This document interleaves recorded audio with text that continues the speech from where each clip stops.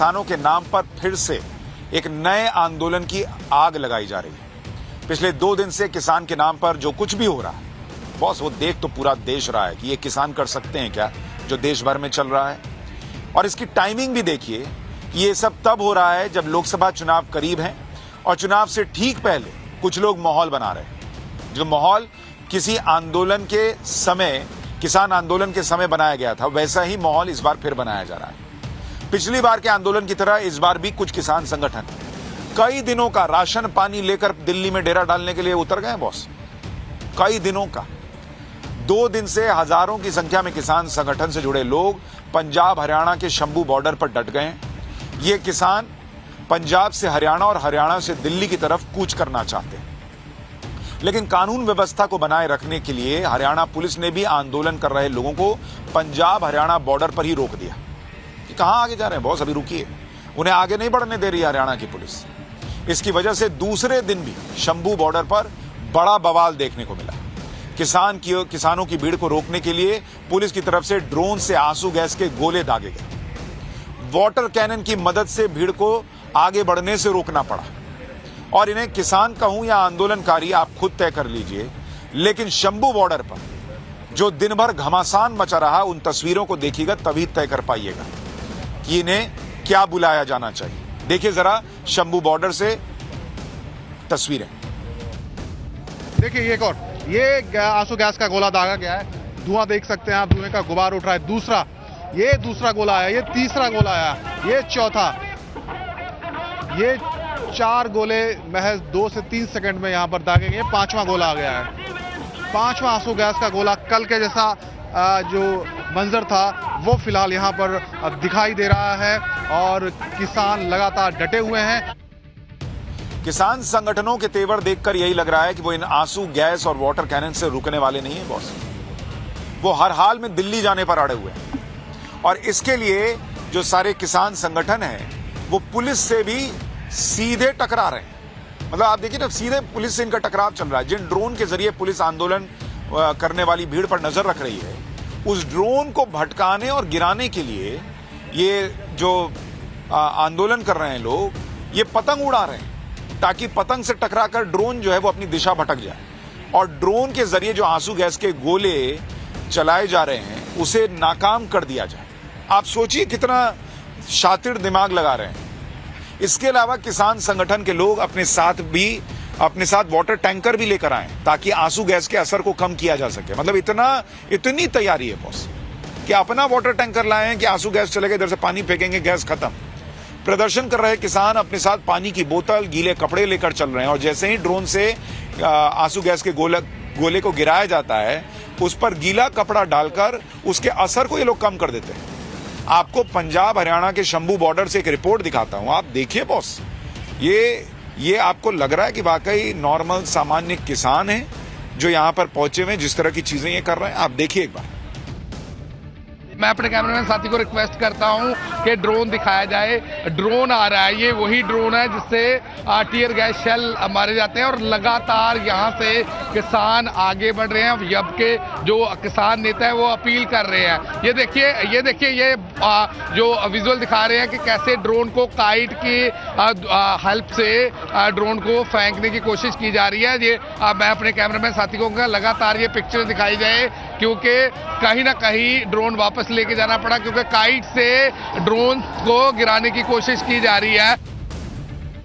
आंदोलन करने वाले किसान संगठन पहले से ही बड़े आंदोलन की तैयारी करके सड़क पर उतरे हैं। वे अपने साथ 800 ट्रॉलीज में 6 महीने का राशन लेकर आए हैं। यानी कि उन्होंने आंदोलन को बड़ा करने का पूरा इंतजाम किया हुआ है। और इसका सीधा मतलब यह है कि यह आंदोलन लोकसभा चुनाव के दौरान भी चल सकता है और आंदोलन की आड़ में राजनीति भी चल सकती है। किसान आंदोलन की जो तस्वीरें आ रही हैं उसे देखकर तो यही लग रहा है कि आंदोलन और उग्र हो सकता है, क्योंकि शंभू बॉर्डर पर मौजूद हमारे संवाददाता जो इस आंदोलन को कवर कर रहे हैं, उन्होंने भी बताया कि शंभू बॉर्डर पर ऐसे हालात हैं कि कई बार प्रदर्शन करने वाले किसान नेताओं की नहीं सुन रहे। बॉस, आज तो वहां पर एक पत्रकार का माथा फाड़ दिया इन लोगों ने, बुरी तरह से पीटा है उसको, और बाद में कुछ किसान नेताओं ने माफी मांग ली। लेकिन ये जो हो रहा है ये कितना भयानक है आप सोचिए। पत्रकार कवर कर रहे हैं, रिपोर्टिंग कर रहे हैं, तो उन पर हमले शुरू हो गए। इस तरह के हालात हैं। किसान नेताओं को बार बार उन्हें शांत करने की अपील करनी पड़ रही है। और ऐसा दावा है कि शंभू बॉर्डर पर अभी करीब 5000 किसान डटे हुए हैं। किसान आंदोलन के पहले ही दिन जो बवाल हुआ उसमें करीब 100 प्रदर्शनकारी किसान घायल हुए। दूसरी तरफ 2 डीएसपी समेत पुलिसकर्मी और पैरामिलिट्री के जवान घायल हुए। किसानों का आरोप है कि पुलिस उनके खिलाफ बहुत सख्त कार्रवाई कर रही है और उनसे ऐसा बर्ताव नहीं होना चाहिए। वहीं हरियाणा पुलिस का कहना है कि बॉर्डर पर प्रदर्शनकारी बैरिकेडिंग तोड़ने की कोशिश कर रहे हैं। वो हरियाणा पुलिस पर पथराव कर रहे हैं, जिसके जवाब में हरियाणा पुलिस ने वाटर कैनन और गैस का इस्तेमाल किया ताकि स्थिति को कंट्रोल किया जा सके। मतलब पुलिस कह रही है कि हम अपनी तरफ से कुछ नहीं कर रहे, लेकिन जितना ये लोग उग्र हो रहे हैं, क्या करें, कैसे रोकें? गोली तो चलाएंगे नहीं। वैसे तो सड़कों पर उतरे किसानों का यह दावा है कि यह आंदोलन पूरी तरह से नॉन पॉलिटिकल है और उनका कांग्रेस के साथ कोई कनेक्शन भी नहीं है, ना ही वो कांग्रेस का समर्थन करते हैं। लेकिन पुलिस से टकराव में जो किसान घायल हुए हैं, राहुल गांधी ने कल उनसे बातचीत भी की। राहुल गांधी ने कहा कि वो किसानों के साथ हैं। एक बार सुनिए क्या बात हुई। सत श्री अकाल जी। कहाँ चोट लगी आपको? सर मेरे एक आंख में है और दोनों हाथों पे छर्रे लगे हुए हैं गोलियों के। सर अच्छा, हाँ जी। पुलिस वालों ने मारे? पुलिस वालों ने डायरेक्ट गोली हिट की है जी। अच्छा, आंख में तो नहीं लगी ना? आंख में सर डायरेक्ट एक छर्रा लगा हुआ है, बाकी हाथों और दोनों हाथों पे है जी। अरे भाई, आपकी आंख दिख रहा है आपको ठीक से या नहीं, आंख डैमेज हो गई है? नहीं डैमेज तो नहीं है सर, ऊपर जो पलक होती है उसके ऊपर ही चोट है, बाकी आंख का बचाई है। अभी डॉक्टर साहब आए नहीं है, चेक होगा अभी। अच्छा है। हाँ जी, बचाई है फिलहाल आंख का जी। अच्छा, तो आपको शरीर पे छर्रे लगे? हाँ जी, हाँ जी सर। मेरे को मालूम है भी एक भीड़ को या जम्मू कश्मीर में कहाँ है उसको भगाने के लिए डायरेक्ट हिट गोली कहाँ पे की जाती है। ये कोई टेररिज्म कोई मिलिटेंट नहीं है सर, ये अपने देश के किसान हैं। इस राजनीति के बीच किसान का ये प्रदर्शन कल और उग्र होने वाला है, क्योंकि एक तरफ प्रदर्शन करने वाले किसान सरकार को अल्टीमेटम दे रहे हैं कि समाधान करिए, नहीं तो दिल्ली कूच होकर रहेगा। दूसरी तरफ पंजाब के सबसे बड़े संगठन भारतीय किसान यूनियन उग्रहा ने भी इस आंदोलन के समर्थन करने का ऐलान किया है। भारतीय किसान यूनियन उग्रहा ने ऐलान किया है कि कल दोपहर 12 बजे से शाम 4 बजे 7 जगहों पर रेल रोको आंदोलन किया जाएगा। इस आंदोलन से अब तक दूर रहने वाले संयुक्त किसान मोर्चा भी आंदोलन में उतरने के संकेत दे रहे हैं। पंजाब के जालंधर में संयुक्त किसान मोर्चा के बैनर तले किसान संगठनों ने बैठक भी की है। संयुक्त किसान मोर्चा पहले ही 16 फरवरी को भारत बंद का ऐलान कर चुका है और उसको लेकर बात भी हुई थी। किसान दिल्ली आने पर अड़े, उन्हें रोकने के लिए दिल्ली के अलग अलग बॉर्डर पर धारा 144 लगानी पड़ी है। सोचिए क्या हालात हो गए। दिल्ली के बॉर्डर पर पिछली बार जैसे हालात न बने और लोगों को परेशानी ना हो, इसके लिए दिल्ली के बॉर्डर पर कई लेयर की बैरिकेडिंग तक करनी पड़ी। दिल्ली के सिंगू बॉर्डर, टिकरी बॉर्डर, गाजीपुर बॉर्डर की तस्वीरें आपको दिखा रहा हूं। वहां किस तरह की बैरिकेडिंग की गई है, तैयारी की गई है, आप खुद देखिए। जैसे आप दिल्ली के सिंगू बॉर्डर की ड्रोन तस्वीरें देखिए, इसमें दिख रहा है कि दिल्ली में पुलिस ने 5 लेयर की बैरिकेडिंग कर रखी है।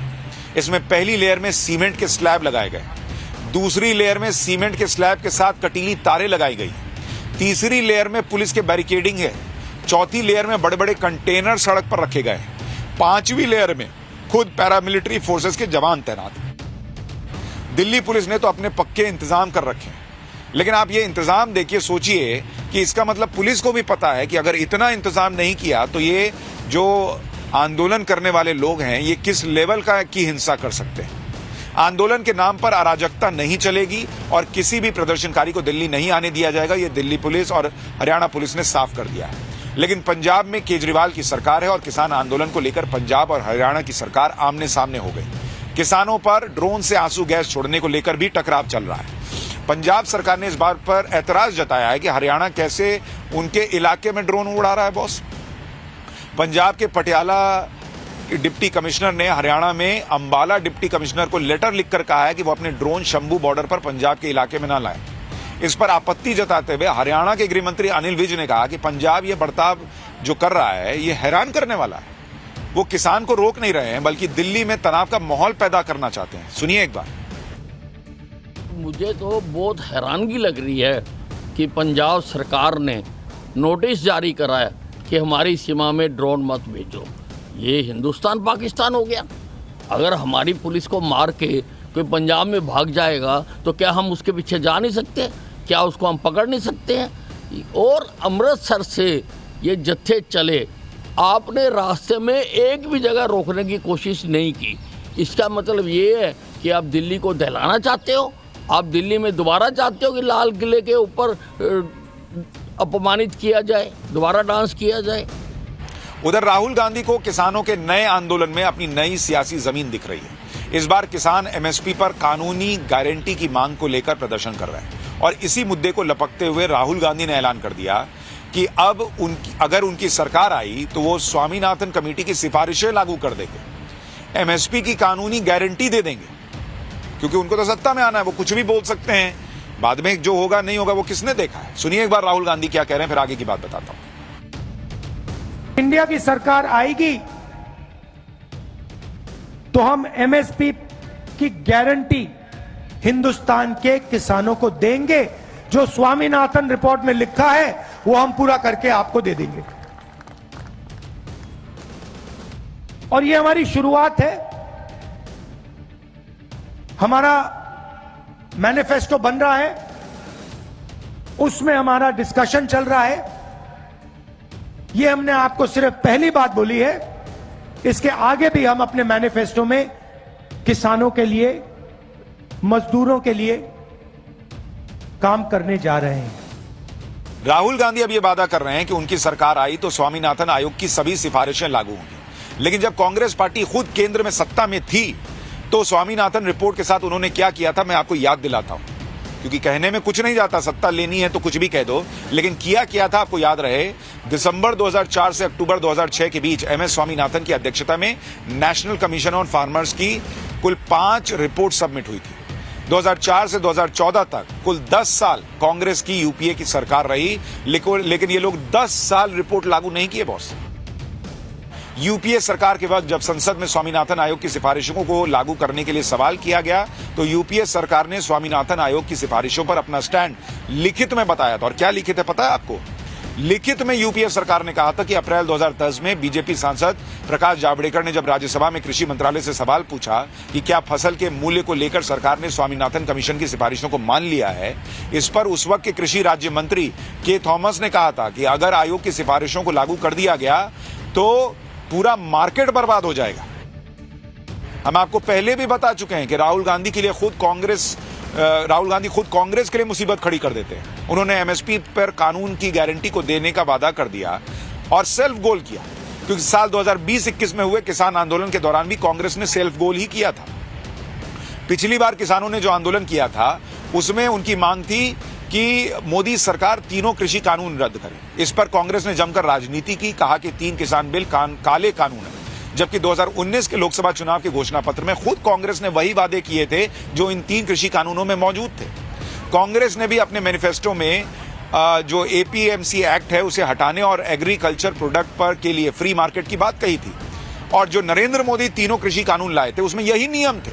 लेकिन चूंकि पॉलिटिक्स चल रही थी, किसानों का वोट लेना था और इस कानून में लिखे होने के बावजूद कि किसानों के लिए मार्केट को खोल दिया जाएगा, बिचौलियों को हटाने के नियम थे, इन कानूनों का विरोध किया कांग्रेस पार्टी ने। एमएसपी की कानूनी गारंटी मुमकिन नहीं थी, क्योंकि ऐसा होता तो आज कांग्रेस कब का इसे लागू कर देती, भाई यूपीए सरकार में कर देते ये लोग। लेकिन तब तो कह रहे थे कि ये पॉसिबल नहीं है, मार्केट बर्बाद हो जाएगा। क्यों नहीं किया अपनी सरकार के बाद?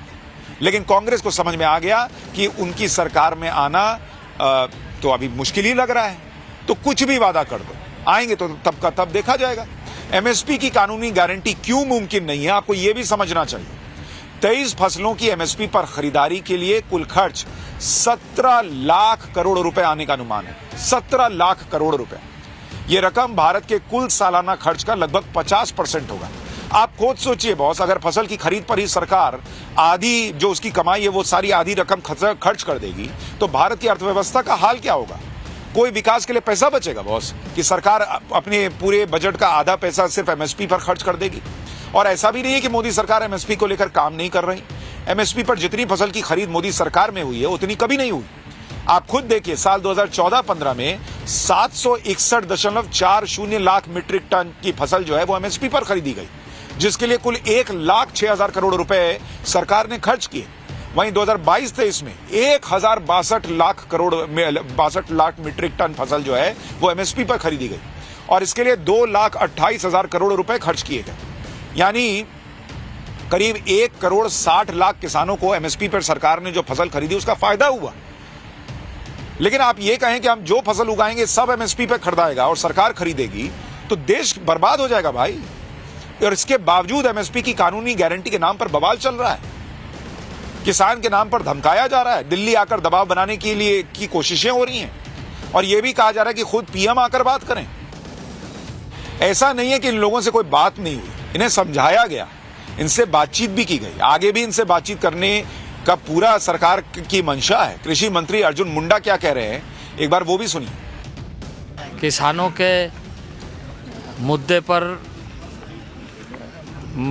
सरकार संवेदनशील है और उसका समाधान चाहती है, पर किसानों को यह समझना पड़ेगा, खास करके वैसे संगठन के नेतृत्व करने वाले लोगों को, कि जब भी इस तरह की चीज़ें आती है तो उसके बारे में विधि अपनाई जाती है और उसको यह ध्यान में रखा जाता है कि इसके क्या क्या पक्ष हैं, जिसको ध्यान में रखते हुए।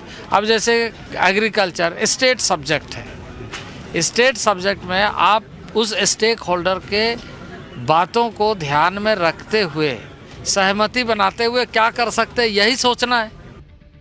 ऐसे आंदोलन को लेकर पिछली बार भी सवाल उठे थे और उस आंदोलन के पीछे की राजनीतिक दल हैं, ऐसा इकोसिस्टम है जो मोदी विरोधी है, इसको लेकर बातें हुई थी। इस बार जो किसान संगठन सड़कों पर उतरे हैं वो तो दावा कर रहे हैं कि उनका राजनीति से कोई लेना देना नहीं है, लेकिन जिस तरह से अराजक तत्व हावी दिख रहे हैं, जिस तरह से विदेश में बैठे भारत के दुश्मन एक्टिव हो गए हैं, उससे ये आंदोलन तो कुछ और ही लग रहा है। भारत के दुश्मन और विदेश में बैठे खालिस्तानी आतंकी गुरपतवंत सिंह पन्नू कैसे धमकी दे रहा है, एक बार जरा उसको सुनिए।